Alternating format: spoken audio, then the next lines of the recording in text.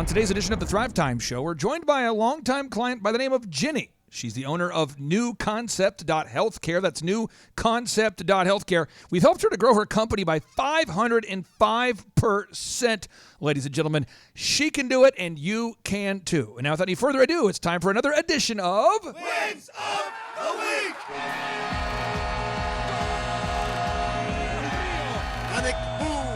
Doing the bull dance, feeling the flow, working. Yes, and yes. Thrive Nation, on today's show, we're interviewing a very important guest, a woman by the name of Ginny. Now, she has a company, a healthcare practice called NewConcept.Healthcare. That's NewConcept.Healthcare. And she's located near Charlotte, North Carolina. She reached out to us a while back, and since that time, she's grown her business by 505%. during the COVID-19 2020 chaos. So again, if you're out there and your business is stuck, you feel trapped, you feel like you don't know what to do, you don't know how to grow your company, I hope that today's interview encourages you. Ginny, welcome on to the Thrive Time Show. How are you? I'm doing well, Clay. How are you? Ginny, I'm fired up to talk to you. I almost feel as though it's deja vu, and it kind of is deja vu because we were interviewing you, and then the system crashed, so we had to reach back out to you. So thank you for putting up with me and technology today. For anybody out there that's not super familiar with you, what is the name of your company, and what are all of the services that you guys provide? It's New Concept Healthcare, and we provide a variety of services, just primary care medicine, as well as functional medicine. We do not take any insurance or file any forms of insurance.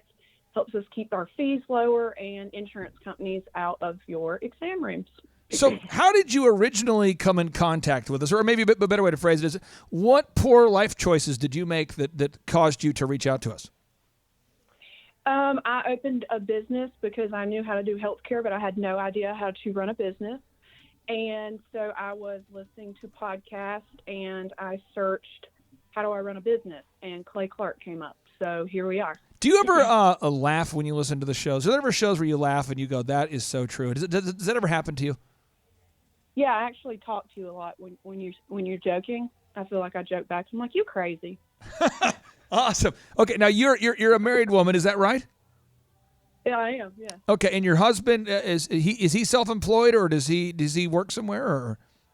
No, he works somewhere full time, but he does help with the business very much so. So when we first started, it was just he and I. I had no employees. I was working a different job just to keep myself afloat, and so we did it together. And he still works his full-time job, but there have been many days that I've had to call him 911 to come and hurry, put his feet on the ground in the office because we are at max capacity and need some extra hands. Now, I know a lot of people out there, when they reach out to thrivetimeshow.com, typically most people go to thrivetimeshow.com, they watch the testimonials, and people will tell me, they'll say, Clay, I've listened to your show for 2 years, and then I finally reached out, and I wish I would have done it 2 years ago. They'll say, I listen to the show every day, and then I just decided to reach out. How long did you listen to the show before you reached out to schedule that free first consultation? Not long at all. I would say I started listening in May.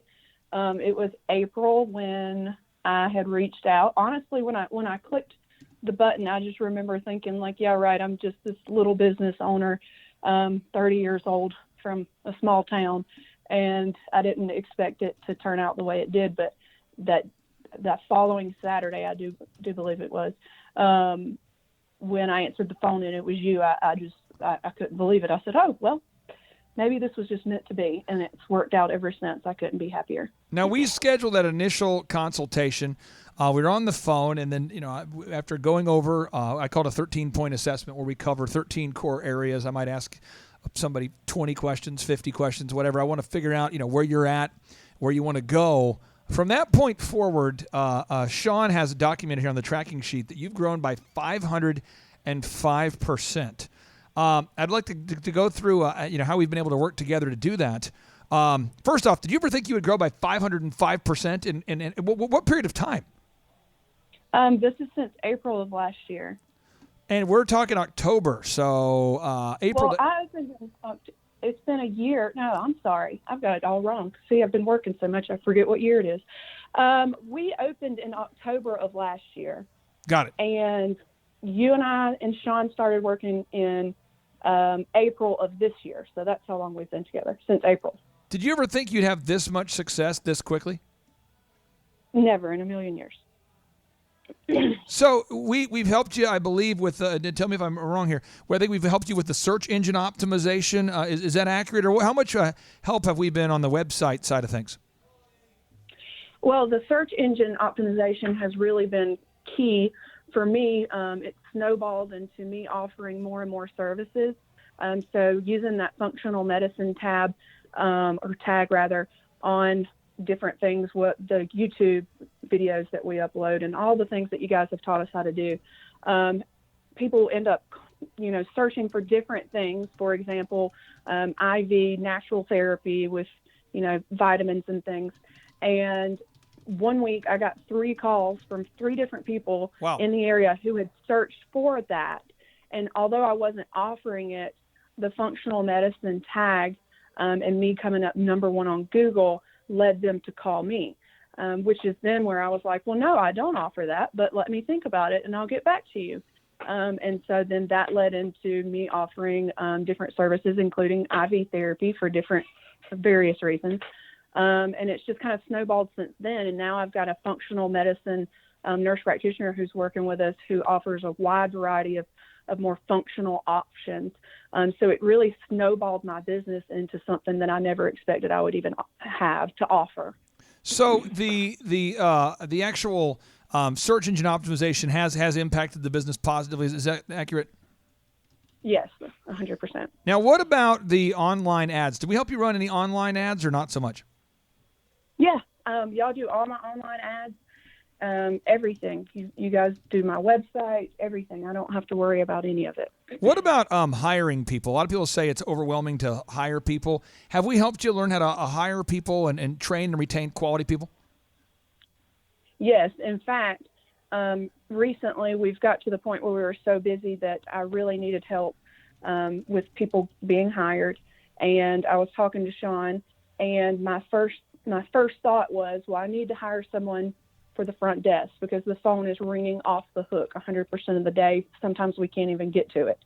And he was like, well, let's think about things differently, because if you hire a front desk person, you haven't had the time to get all your systems in place because this thing grew really fast.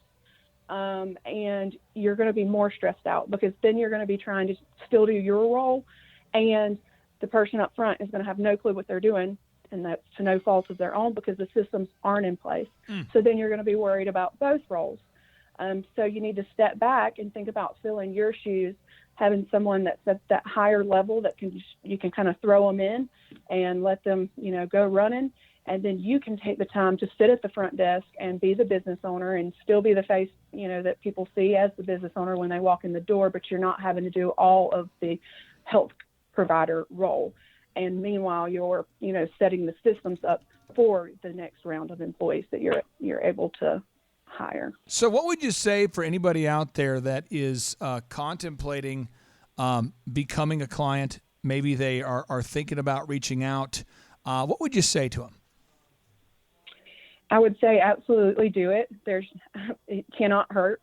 It's, we don't have to do a subscription where we're, dedicated for a whole year. That's where I felt really confident that you were in it for me and I was in it for you. We worked well together, and it's been a great experience. It's taught me things that I would have never known to do had I not had you guys.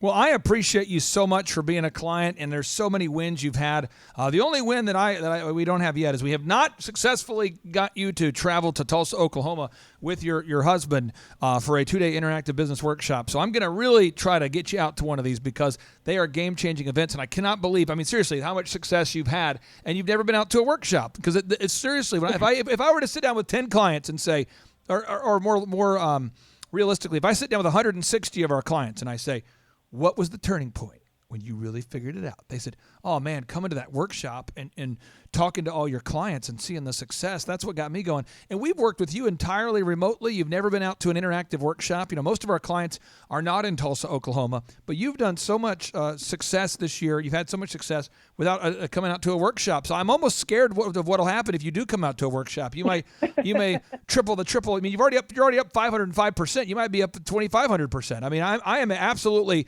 worried about what happens if you get out to one of the workshops. Ginny, thank you so much for joining us. That website again is newconcept.healthcare, newconcept.healthcare. What's the final word of encouragement you want to share with our listeners all around the world? Find entrepreneurs that think like you and help you and support you. We all sometimes feel like we're on a hamster wheel, but we support each other, and that's what matters, especially in this crazy world we live in today. It's nice to know that there are still good people that support each other and want each other to succeed just as much as they succeed themselves. Amen and amen. We like to end each and every show with a boom, so if you're prepared, Ginny, we're going to end this thing with a boom. So here we go. 3, 2, 1, boom. Boom! Aaron Antis, we're not actually done. We wanted to end with a boom, but really it's like a bonus fry section of the Thrive Time show today. Oh, so it's like a little boom boom. Little boom boom. Yeah. Okay. Now we just interviewed Ginny. She's a very successful entrepreneur. Now we've worked with her. She reached out. She was in a startup phase actually, and she's grown her business by 505%. Whew, 505%. Yeah. And so she's having massive success. And what I wanted to get your take on is who is not a good fit to become a business coaching client, and who is a good fit? Because you and I know everybody wants to come out to the workshop. That's why in December the workshop's going to be packed. People are constantly reaching out saying, what do I need to do to attend the in-person 2-day interactive business workshop? They've read the reviews. They want to attend. But you and I know, you meet some people and you go, well, you probably don't want to reach out to Clay Clark and his team. You probably... You, my friend, would not like me, Clay. You wouldn't like Clay. Yep. And then there's other people you go, oh, you would love the program. You would love it. And so we have great clients like Roy Cogshaw. His company's called The Garage BA. Yep. His company has massive growth, and we say he's a good fit. Yeah. You've been a client for almost 5 years now? Yeah, 5 years. Actually, I think October is 5 years this October. So you've been a client. You guys have grown from 24 million. Well, I don't want to play one-upsmanship, but if Jenny did 505%, I was actually looking at this. We have grown 587% since we started working with you. Because you're up from 24 million to 141 million. To 141 million. And then we have folks like, and I'm not trying to one-up you because you're a great client, but Tip Top Canine, they've gone from one location. I don't exaggerate. I think they have 14. We'll say 13. 13 open franchises right now. They're growing. Yeah. OxyFresh has grown from just a few locations to now 460 locations. Yep. We just sold another OxyFresh franchise again this morning. So I'd just like to get your take. Who's a good fit to become a client, and who is not a good fit? So I would say this is a word will answer this question. The Bible says a faithful man is hard to find. And I think faithful people are the ones who do well. And when I say faithful, it's like the person you can depend on, the person you can count on, because they're always going to be there. They're always going to do their thing. They're always going to show up when they're supposed to show up. They're always going to be consistent in what they do. And the person who is unfaithful, the person who's always making commitments they're not going to keep, they're always promising things that they know they can't deliver. They're always making appointments that at the very last minute they're like, oh my gosh, I'm sorry, I can't do that. And it's like they're always breaking those engagements that they set up ahead of time. Those are people who would not do well in the program, the unfaithful person. But the faithful person does extremely well. That's why Roy with the Garage, I've known Roy for a long time, many years. And Roy is the perfect example of a faithful man. He's just, if he says he's going to do something, he does it. And because you got to have consistency in business, and the business word for it is consistency, but the Bible word is faithfulness.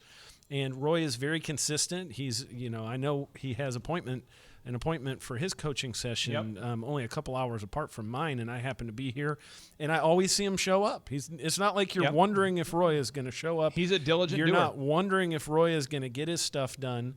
And the hand of the diligent shall prosper, according to Proverbs 10:4. So, those people, just like, in our walk with Christ, it's like it's really a tryout. We're in a training session, and we're in a testing session with God to see how faithful we are, because those who are faithful with little will be faithful with much, and that means once we leave this earth, can God trust us with our faithfulness to help with His kingdom? And so we have these small tests here on earth, and we'll have more tests in the future. But I just, think that faithful person is the one who's going to do really well in a coaching system. It's the person who's going to do, because we have homework every week. And right. Clay, you assign homework to us to kind of move the ball forward every week. Yeah, specific things that actually are going to help you grow your company. Oh, yeah. It's not like we're just assigning random exercises to. I think that's one thing about our coaching program that maybe you're going to love or not love. Yeah.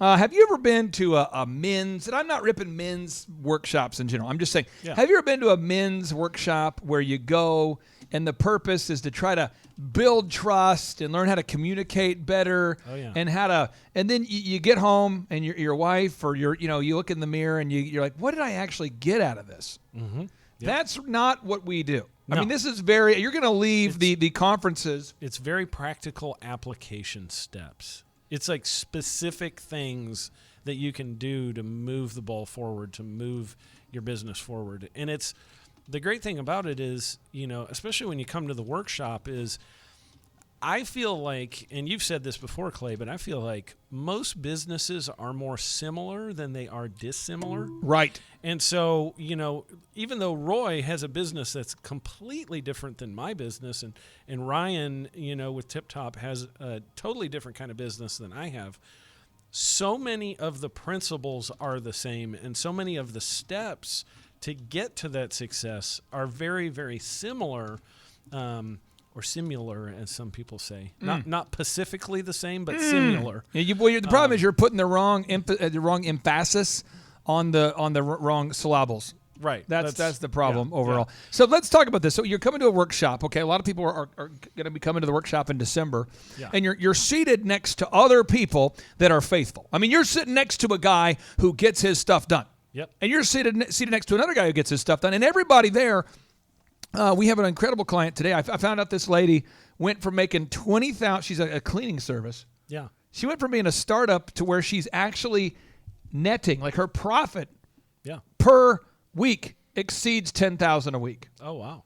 And so when you're in a room with a bunch of people that have had massive success, and you have yet to have your success, how does that become contagious for conference attendees?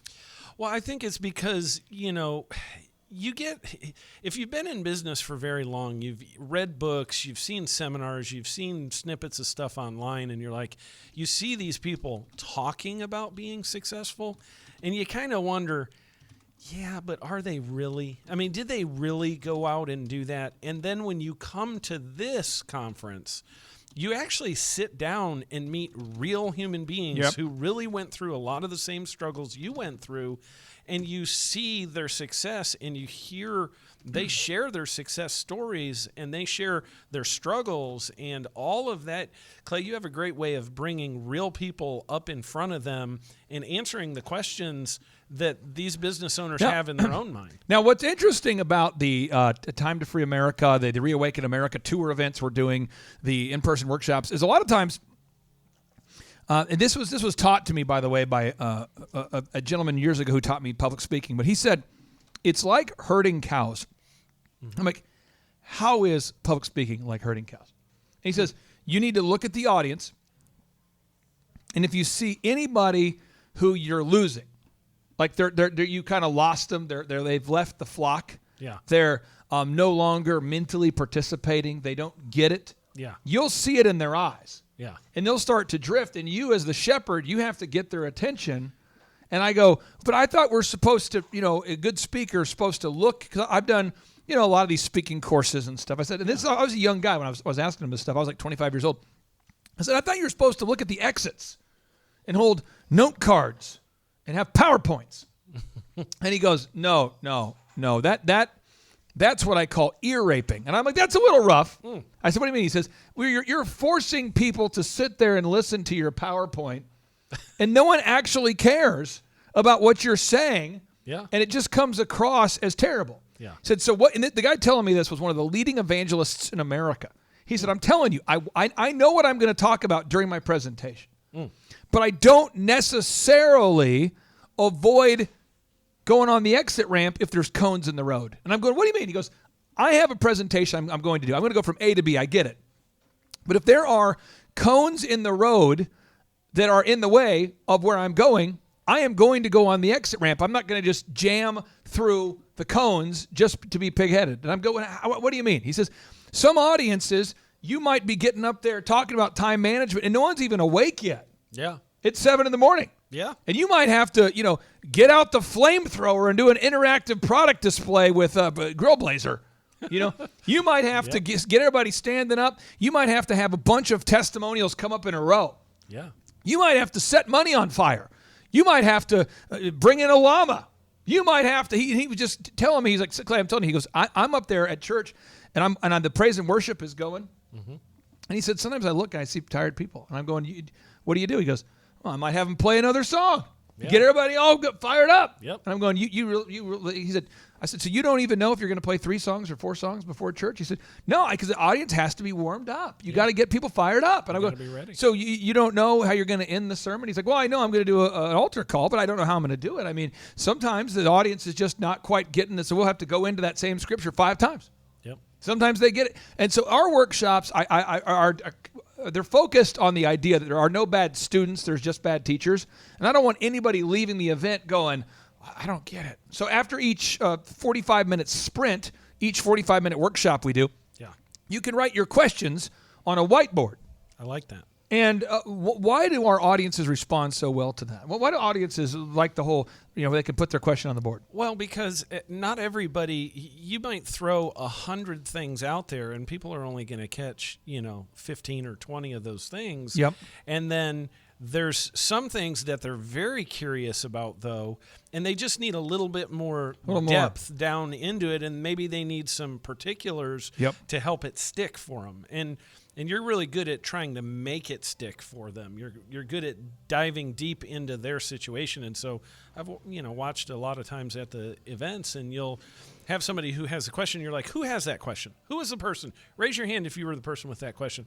Then you're like, what kind of business did you have? Yep. And how long have you been in business? And what is your product? And then you try and personalize it to that person's situation, because you really want them to go home with the answers. And I'm like, Aaron Antis, come on up here. And you're like, okay, I guess I'm coming up there. Yeah. And it's kind of like hot potato, because you don't know when you're going to get the mic. I have no idea when I'm getting the mic. I never know when I'm getting the mic. This event we're doing in Dallas, I'm pretty excited because the Reawaken America tour we're doing in Dallas, Texas, it's going to be in December.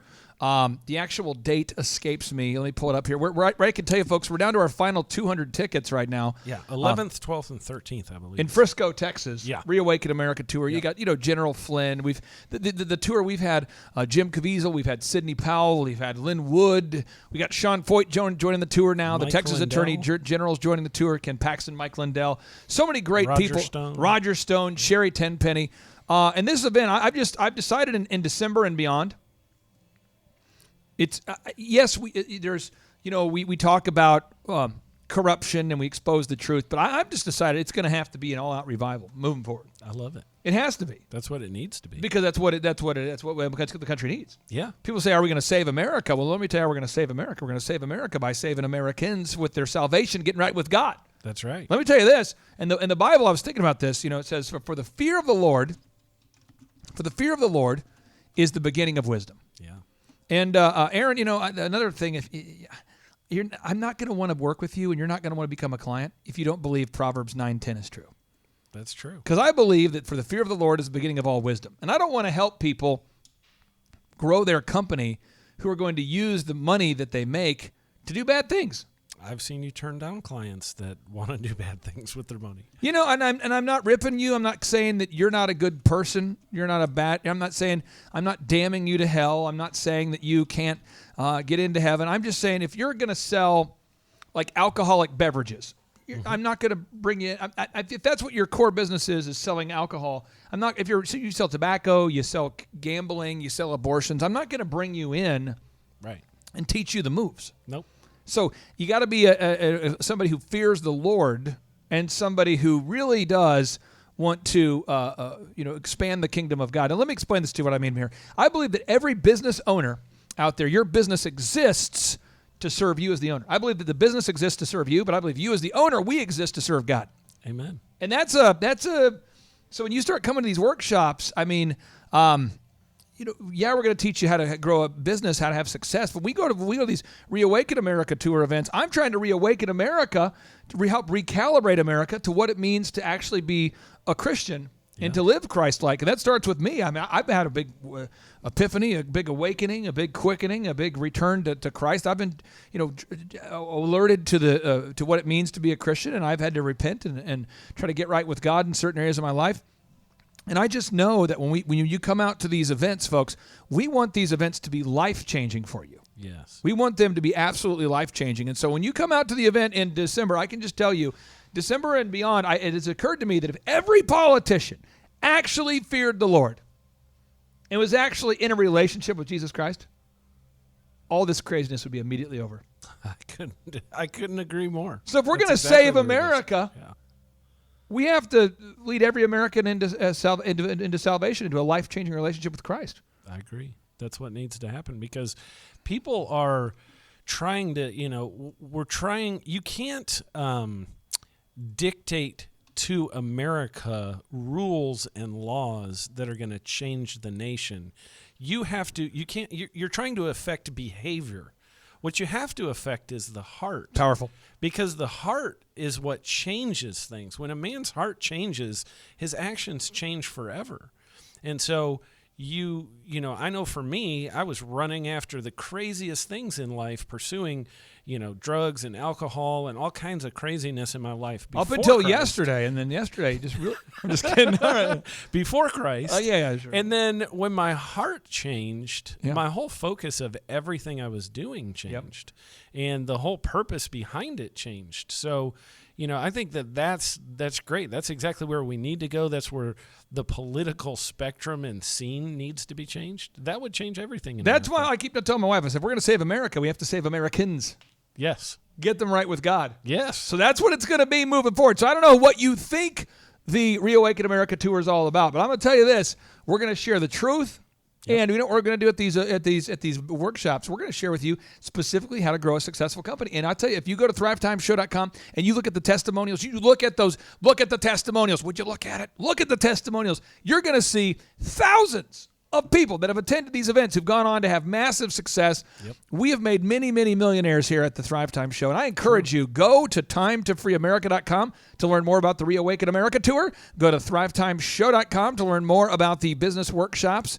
And December is coming quick, so if you want to reserve your tickets, do it today by going to thrivetimeshow.com. In terms of a cost, by the way, I knew it would cost something. I knew it. Yeah, it's a business. What is it? I don't know. I don't agree. Is it ethical to make money? These workshops, what I do is I tell people they're $250 or whatever you can afford. That's what I feel like I'm supposed to be doing for the next year or two or three or maybe forever. I don't know. Right now, I feel like that's the heart. Yeah. So it's $250, but it's whatever you can afford. So $250 or whatever you can afford. And just don't be a Luciferian. If you show up with a goat head on your head, and you show up, you're sacrificing bats and rats and playing Marilyn Manson in the parking lot, you're not getting in. Yeah, and Clay, I'll say this: I've gone to stuff that was free, that had some great content to it. Oh yeah, and I didn't pay very close attention. But when I've paid for something, I pay very close attention. And so, it's $250 or whatever you can afford. But the fact that you need to sow something into it in order for you to reap something out of it, I think is really important. That people go spend some money. Benjamin Franklin said, take the pennies of your purse. If you Empty the pennies of your purse into your mind will fill your purse. Repeat that one more time. Yeah, if you empty the pennies of your purse into your mind will fill your purse. That's a Benjamin Franklin quote. And I feel like when people realize that and they go invest in themselves and in their own education to know more, it's much more valuable than when it's just given to somebody for free. Let me do this. As you repeat that quote a few more times, Yeah. I'm just going to kind of slow it down a little bit and just kind of repeat it again for me. And I want to marinate on that. Repeat it one more time. When you take the pennies of your purse and fill up your mind will fill your purse. What does that mean? It just means that you need to spend money on your education or you're going to be an idiot for most of your life. That's good. And then you'll be broke. Who will become an idiot if I don't? You'll live in a van down by the river. If I don't invest in my education, who will become an idiot? It will be you that will be the When idiot. you say me, who are we talking about? We're talking about the that is the me. What had happened? What had happened was, you were so aggressive with the vernacular you put in my cranium. Can you repeat that quote one more time? I'm just trying to write that down. This is so nasty. If you empty the pennies of your purse into your mind, your mind will fill your purse. Give me another now that you make it one more. Make it hurt. Make it tough. Make it just. Okay. If you don't spend money on your education, you will be a homeless person who lives up under a bridge, down by the river, or in a van. And you will have other homeless people around you who also have never spent any money on education. Are you saying that a van couldn't be a home? Well, it can be a traveling home, but that's really an RV situation, and that's different. Just give me one more now. I'm not really getting it. I want to soak it into my brain. It's so painful for me to learn a new concept. Just drill down in that thing.